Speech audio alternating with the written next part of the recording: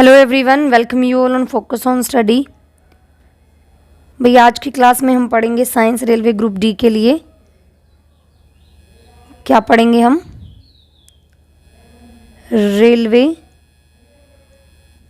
Group D के लिए science, ठीक है। बायोलॉजी हम पढ़ रहे हैं। क्या पढ़ रहे हैं? बायोलॉजी। इससे पहले भी भाई हमारी ये क्विक रिवीजन है आपके लिए, ताकि आपका ज़्यादा टाइम वेस्ट ना हो और ज़्यादा से ज़्यादा रिवाइज कर ले। इससे पहले भी मैं आपको इसकी 3 क्लासेस ले चुकी हूँ। बैक्टीरिया तक हम पढ़ चुके थे। आज ये क्लास नंबर 4 है। वनस्पति जगत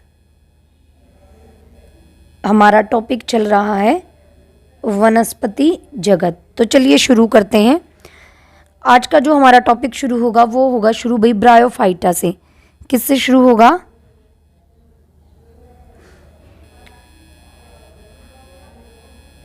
ब्रायोफाइटा।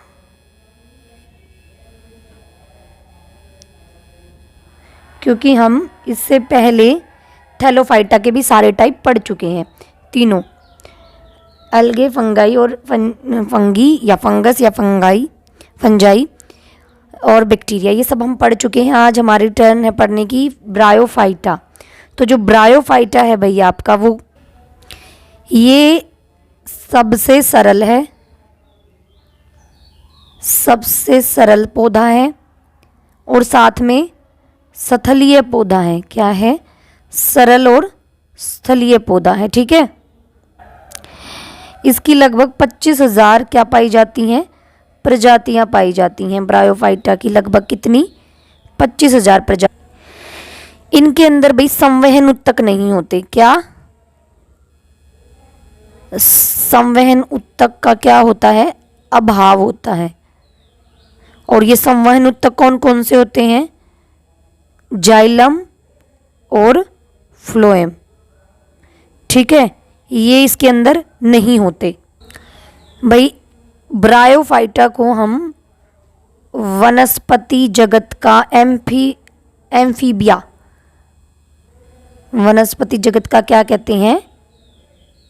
एम्फीबिया भी कहा जाता है, ठीक है। बहुत इंपॉर्टेंट है ये। अगर आपसे पूछ लिया जाए वनस्पति जगत का एम्फीबिया क्या है, तो वो है भैया आपके ब्रायोफाइटा, ठीक है।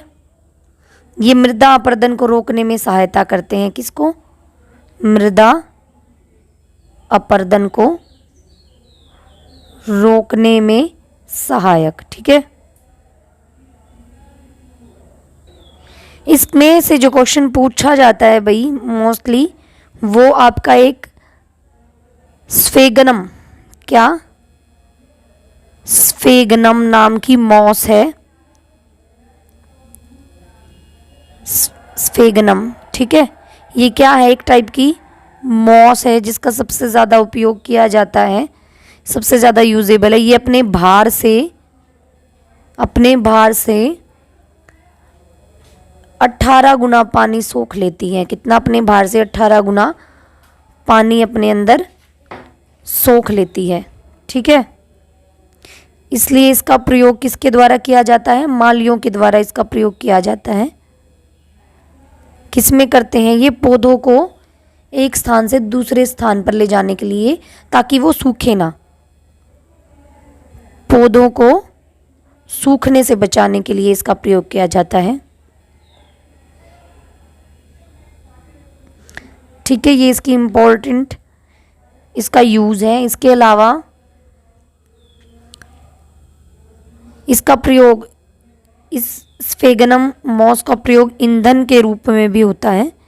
किसके रूप में? ईंधन के रूप में, ठीक है। इसके अलावा भाई एंटीसेप्टिक के रूप में भी, एंटीसेप्टिक के रूप में भी इसका यूज होता है, ठीक है। ये कुछ था भाई थोड़ा सा ब्रायोफाइटा के बारे में जो क्वेश्चंस आ सकते हैं, वो मैंने कराए हैं आपको। अगला देखते हैं। अगली जो हमारा टाइप है वो है टेरिडोफाइटा। क्या है? टेरिडोफाइटा, चलिए इसके बारे में पढ़ लेते हैं, टेरिडोफाइटा के बारे में। ये क्या है? ये जो टेरिडोफाइटा वर्ग है, ये जो पौधे होते हैं, ये पौधे नमी, छायादार स्थानों, जंगलों और पहाड़ों पर ज़्यादा पाए जाते हैं। कहाँ? ये पौधे नमी, छायादार स्थानों,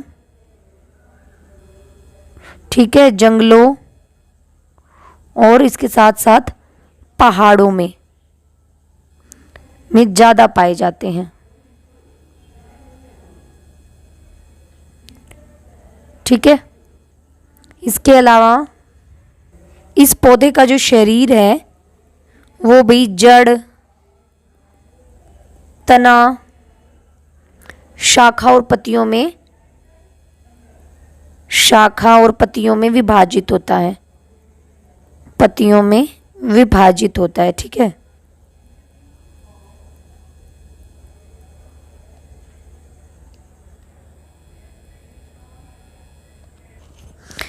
इसके अलावा भाई इस टाइप के पौधों में क्या पाया जाता है? ये पौधे बीजाणु के जनक होते हैं। क्या होते हैं? बीजाणु जनक पौधे होते हैं ये, और उनमें जनन की जो क्रिया है वो बीजाणु द्वारा होती है। क्या होती है? जनन क्रिया भी बीजाणु के द्वारा होती है। अच्छा, जो मोस्ट इम्पॉर्टेंट चीज़ है जो आपके टेरिडोफाइटा हैं, इनमें संवहन ऊतक पूर्णतः विकसित होता है। क्या होता है? संवहन ऊतक पूर्ण विकसित होता है, अच्छे से बना हुआ होता है। ठीक है। बस एक चीज इनके अंदर नहीं होती है, इसके अंदर जाइलम और फ्लोएम दोनों होते हैं। जाइलम भी होता है और फ्लोएम भी होता है, पर इस जाइलम और फ्लोएम में, जाइलम में वेसल नहीं होती, जाइलम में वेसल विकसित नहीं होती, और फ्लोएम के अंदर सहकोशिकाएं नहीं होती। क्या नहीं होती? फ्लोएम के अंदर सहकोशिकाएं नहीं होती। ये देखें, इंग्लिश में देखें तो ये क्या? वेसल्स, और सहकोशिकाओं को हम क्या कहते हैं? Companion cells. ठीक है। ये नहीं पाई जाती हैं। यहाँ आपका ख़त्म हो जाता है भाई कंप्लीट। मैंने आपको ये अपुष्प भेदी जो थे हमारे वो सारे करा दिए हैं।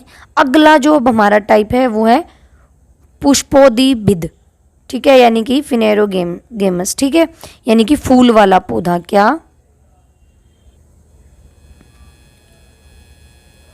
पुष्पोद्भिद।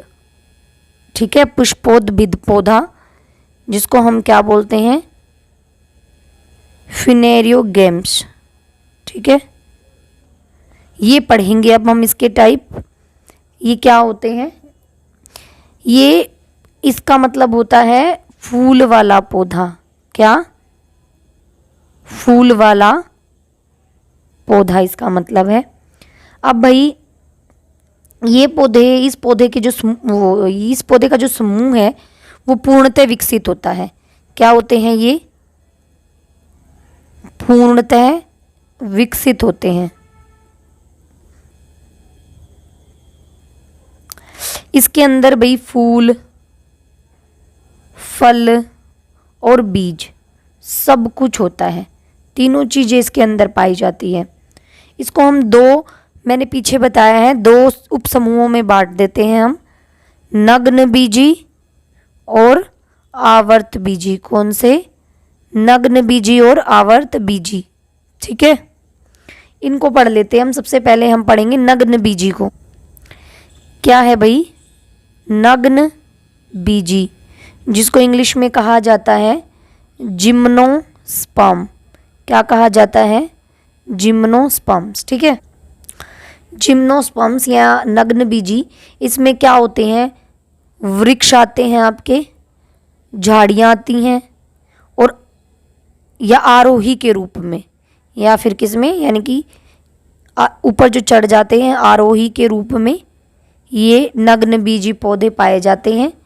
ये क्या होते हैं? ज़्यादातर काष्ठीय होते हैं। इसके साथ साथ ये भाई बहुवृषी होते हैं, ज़्यादा पानी की ज़रूरत, और लंबे होते हैं। क्या होते हैं? लंबे होते हैं। इसके अलावा इसमें मूसला जड़ें पाई जाती हैं। क्या पाई जाती हैं? मूसला जड़ें पाई जाती हैं इनके अंदर। अच्छा, इनके अंदर परागकण की जो क्रिया है, परागण की क्रिया किसके द्वारा होती है? हवा के द्वारा, हवा द्वारा या वायु द्वारा होती है। ये मरुभिद होते हैं। क्या होते हैं? मरुभिद, यानी कि जायरोफिटिक। क्या होते हैं? जायरोफिटिक होते हैं ये। कौन से, किन की बात कर रही हूँ मैं? जिम्नोस्पर्म्स की। किसकी? जिम्नोस्पर्म की। अगर मैं बात करूँ जिम्नोस्पर्म्स की,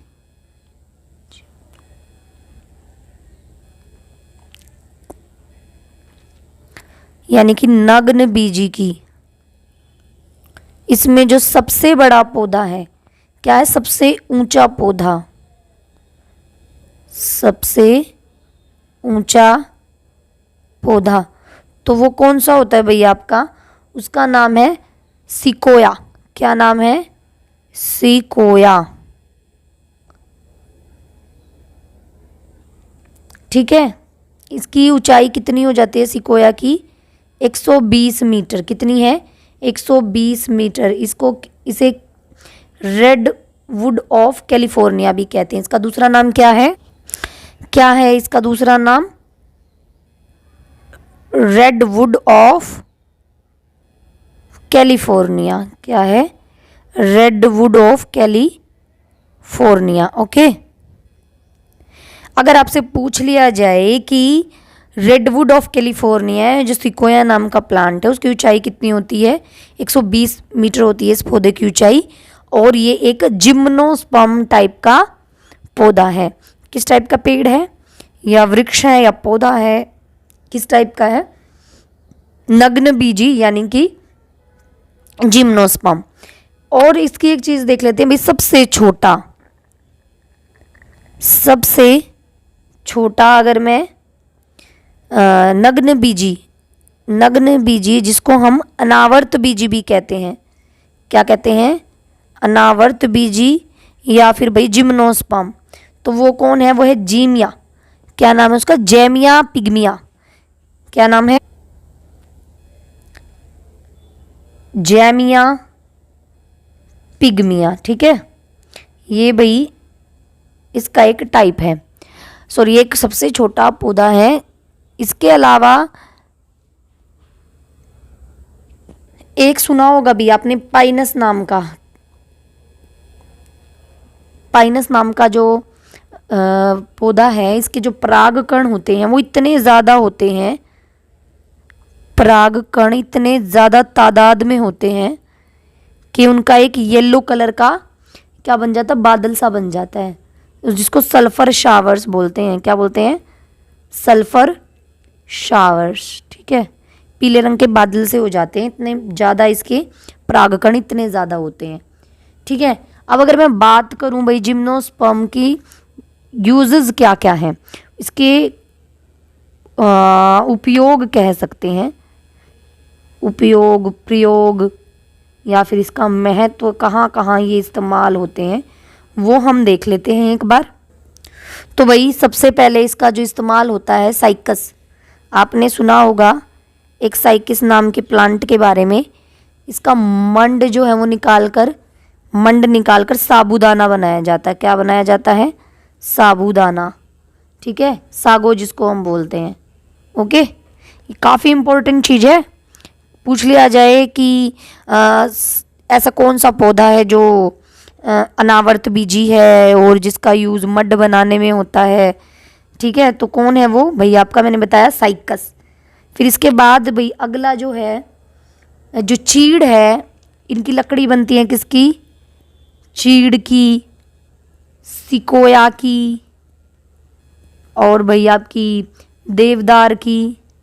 इनकी क्या बनती है? लकड़ी। ठीक है, इसके अलावा भाई चीड़ के पेड़ से तारपीन का तेल बनता है। किसका? तारपीन का तेल भी चीड़ के पौधे से बनता है। देवदार की लकड़ी से भाई, देवदार की लकड़ी से सेड्रस का तेल बनता है। की लकड़ी से सेड्रस का तेल बनता है। ठीक है। एक आपने सुना होगा भाई टैनिन, टैनिन से चमड़ा बनता है और स्याही बनती है, इंक बनती है। इसके बाद रेजिन, ये तो आपने बहुत ज़्यादा सुना होगा। रेजिन, रेजिन का जो यूज़ है, इसका प्रयोग वार्निश के काम आता है। रेजिन के आपने बैग्स सुने होंगे, पॉलिश के काम आता है रेजिन, नेल पेंट बनाने में आता है। ठीक है। ये भाई हमने पढ़ लिए हैं आपके अनावर्त बीजी या नग्न बीजी या जिम्नोस्पर्म। इसमें से कोई क्वेश्चन इससे बाहर शायद नहीं जाएगा। वीडियो काफ़ी बड़ी हो गई है, तो मैं जो आपके एंजियोस्पर्म हैं, जो आवर्त बीजी हैं, वो नेक्स्ट वीडियो में कराऊंगी। अगर आपको क्लास पसंद आई है तो प्लीज़ लाइक कर दें, शेयर कर दें, कमेंट करके बताएं क्लास कैसी लगी है। अगर चैनल पे नए हैं तो प्लीज़ सब्सक्राइब कर दें। मिलते हैं नेक्स्ट वीडियो में। Thank you so much.